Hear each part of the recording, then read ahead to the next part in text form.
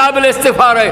असां ज़बान चवंदासीं अस्तग़फ़िरुल्लाह रब्बी मिन कुल्लि ज़ंबिन व अतूबु इलैह, उते तस्बीहत में हूंदी, वरी उते ई ॻाल्हियूं अजीब हूंदियूं।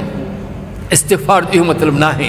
इस्तिग़फ़ार जो मतिलबु इहो आहे अल्लाह खां सची तौबा करे। हल अली करमुल्लाह जो फरमायो तौबा जो पहिरियों शर्त इहो आहे त जंहिं गुनाह खां ही तौबा थो करे उनजी हिनखे पिशेमानी कामिल हुजे।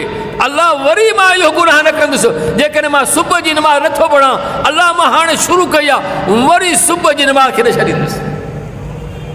अॼु असां मुस्लमान चवंदासीं मां नमाज़ी आहे, ॿिया बि नमाज़ी। मूं पंहिंजो हिकिड़ो ऐप थो तव्हांखे ॿुधायां। रमज़ान जी आख़िरी ॾींहं में चंद साल पुराणी ॻाल्हि आहे, आख़िरी राति चंड ॾिसिजी वियो, माण्हू एतिकाफ़ वारनि आया ऐं चयोसीं दुआ घुरो।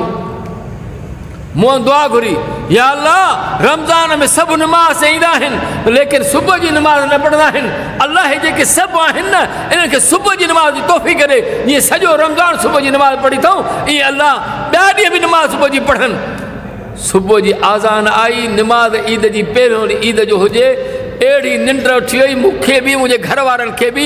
जमात नमाज़ पढ़ी करे सिज उभरियो, मुंहिंजा दरवाज़ा खड़कायूं, खड़काईंदे खड़काईंदे मूंखे जाग थी वई।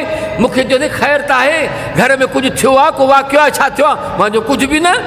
भई छा थी वियो जो तव्हां ईद जे ॾींहुं सुबुह जी नमाज़ न पढ़ी आहे? मां चयो निंड उठी वई। मां चवां थो उहा नहूसत थी वई जो मां ॿिए खे गुनहगार सम्झी करे उन्हनि जे लाइ चवंदे हिननि खे तौफ़ीक़ ॾे, मां पंहिंजी तौफ़ीक़ जे लाइ तवजो ई न कयो। त मुस्लमान खे घुरणु ई खपे त अल्लाह मां गुनहगार आहियां, ॿिया न आहिनि, मां गुनहगार आहियां। इहा नहूसत थी वई मूंखां जो मां चयो अल्लाह हिननि खे तौफ़ीक़ ॾे। हालांकि हर गुनाह खां बचण जे लाइ तौफ़ीक़ अल्लाह ॾींदो आहे, हर नेकीअ जे करण जी तौफ़ीक़ बि अल्लाह ॾींदो आहे। तंहिंजे करे फरमायो रसूल सल्लल्लाहु अलैहि वसल्लम अल्लाह जे ख़ज़ाननि मां मूंखे हीअ वॾी दुआ मिली आहे, ला हौल वला कुव्वत इल्ला बिल्लाह, ला हौल अनिल मासिया वला कुव्वत इल्ला बिल्लाह, वला कुव्वत अन ताअत इल्ला बिल्लाह। कंहिं गुनाह खां बची नथो सघे, कंहिं नाफ़रमानी खां बची नथो सघे, कंहिं नेकीअ खे करे नथो सघे मगर अल्लाह जे मदद सां करे सघे थो। इहो अल्लाह जे ख़ज़ाननि मां मूंखे इहे जुमिला मिलिया आहिनि, ला हौल वला कुव्वत इल्ला बिल्लाह अल-अली अज़ीम। अज़ीज़ दोस्तो बुज़ुर्गो, चवण जो मक़सदु इहो आहे असां ईमान वारा कम अज़ कम पंहिंजे ज़ात जे लाइ एतिरो ज़रूरु चऊं। हज़रत अब्दुल्लाह बिन अब्बास रज़ी अल्लाह ताला अन्हु अल्लाह जे ख़ौफ़ खां एॾो रोअंदा हुआ जो हीअं नालियूं ठही वयूं, साईं रोअण जूं नालियूं ठही वयूं। अर्ज़ु कयूं साईं त एॾो था रो, पर मां अल्लाह जे ख़ौफ़ खां छो न रोआं?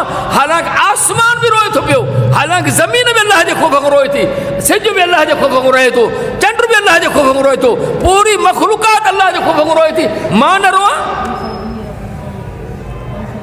त जंहिं शख़्स जे दिलि में अल्लाह जो ख़ौफ़ हूंदो उन जे अखियुनि मां ॻोढ़ा वहंदा, जंहिंजे ख़ौफ़ दिलि में हूंदो उन जे दिलि में निदामत ईंदी। हज़रत उमर रज़ी अल्लाह ताला जे दौर में हिकिड़ो नौजवान हज़रत उमर साईं जी मजलिस में ईंदो, कुझु ॾींहंनि खां न आयो। हज़रत उमर से पुछिया नौजवान असांजी मजलिस में ईंदो छा वेंदो? चइसि उहो फोत थी वियो। और भई छो हलो त उज़ुर खाई त कराए अचूं। हज़रत उमर साईं जमात सां गॾु वियो, मुंहिंजे वाल साहिब चयो हीअ त असांजे मजलिस में ईंदो, असांखे तव्हां ॿुधायो ई न, हिनजी निमाज़ जनाज़ा पढ़ी छॾे दफ़नाए छॾियो। चइसि वाक़ियो अहिड़ो थियो जंहिंजे करे तव्हांखे असां न ॿुधायोसीं। पर भई कहिड़ो वाक़ियो थियो? चइसि बसि वाक़ियो थी वियो। चइबो भाऊ कहिड़ो वाक़ियो थियो?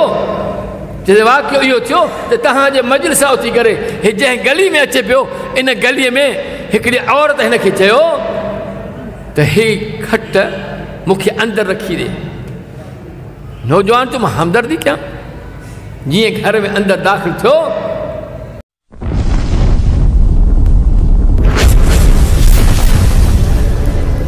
Subscribe my YouTube channel.